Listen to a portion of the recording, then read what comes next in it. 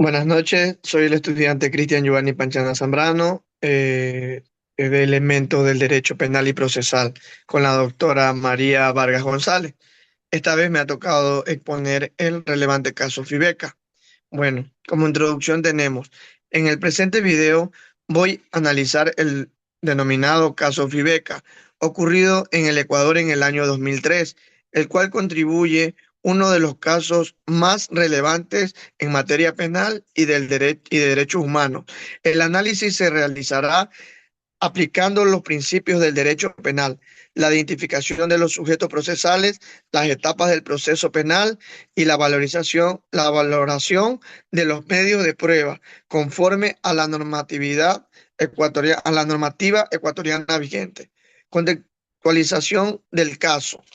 Para contextualizar, el caso tiene lugar en la ciudad de Guayaquil cuando se ejecutó un operativo policial en una farmacia Fibeca ante un supuesto asalto.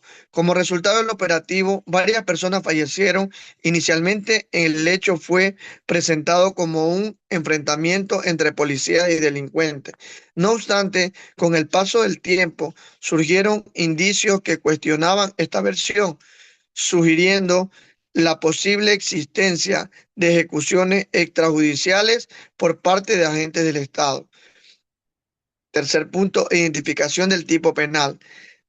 Desde el punto de vista jurídico penal, los hechos pueden adecuarse al delito de homicidio tipificado en el Código Orgánico Integral Penal e incluso en forma agravada, considerando que los presuntos responsables serían agentes estatales y que podría existir abuso de la fuerza.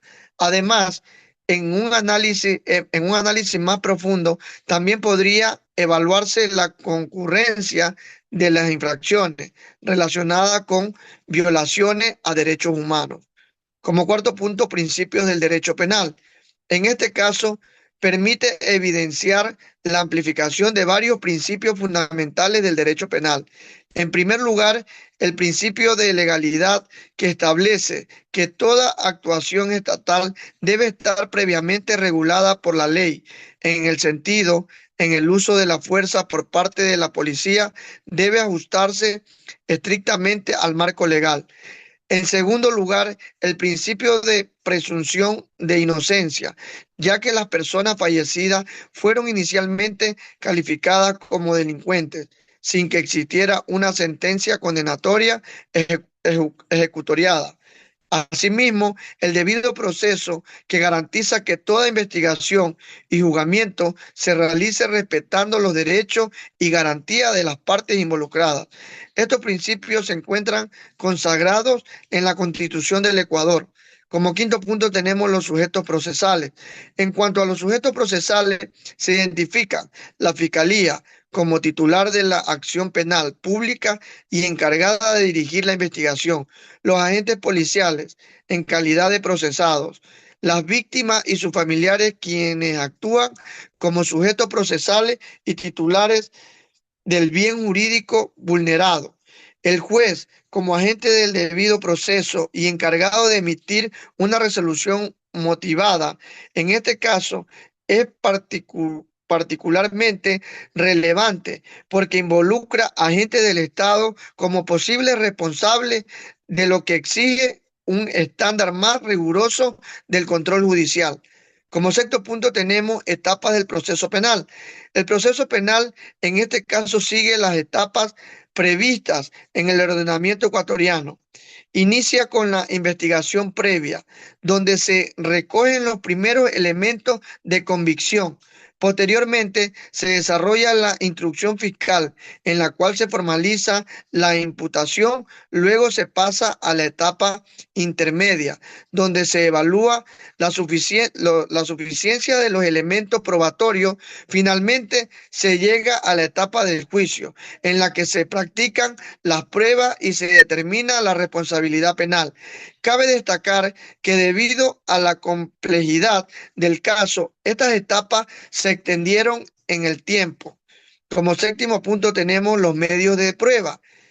En relación con los medios de prueba, se puede identificar testimonios de testigos y sobrevivientes, informes policiales, peritajes balísticos, informes médicos legales.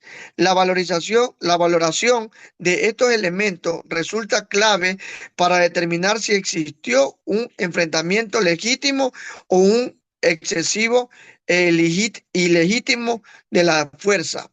Como octavo punto tenemos el análisis jurídico. Desde la teoría del delito es necesario analizar tres elementos fundamentales. La tipicidad. La conducta debe encargar en el tipo penal del homicidio. Antijuridicidad. Se debe verificar si existió o no una causa de justificación como el uso legítimo de la fuerza. Como tercer punto, tenemos la culpabilidad. Determinar si los agentes actuaron con voluntad o conocimiento. En este caso, en el punto central radica el determinar si el uso de la fuerza fue proporcional o innecesario, o si por el contrario se trató de una actuación arbitraria. Como noveno punto tenemos la opinión jurídica. En mi criterio, este caso evidencia una posible vulneración grave de los derechos fundamentales, participa- particularmente en el derecho a la vida. Si se demuestra que no existió un enfrentamiento real y que las muertes fueron resultado de ejecuciones extrajudiciales, se confirmaría responsabilidad penal por parte de los agentes involucrados. Además, resulta fundamental considerar que la carga de la prueba recae en la fiscalía, quien debe demostrar la responsabilidad más allá de toda duda y razonable. Como último punto tenemos la conclusión. En conclusión, el caso Fibeca constituye un precedente importante en el derecho penal ecuatoriano, ya que refleja la necesidad de controlar el uso de la fuerza por parte del Estado y organizar el respeto a los derechos humanos dentro del proceso penal. Este análisis permite evidenciar cómo los principios del derecho penal no solo tienen un carácter teórico, sino una aplicación práctica fundamental en la administración de justicia. Muchísimas gracias.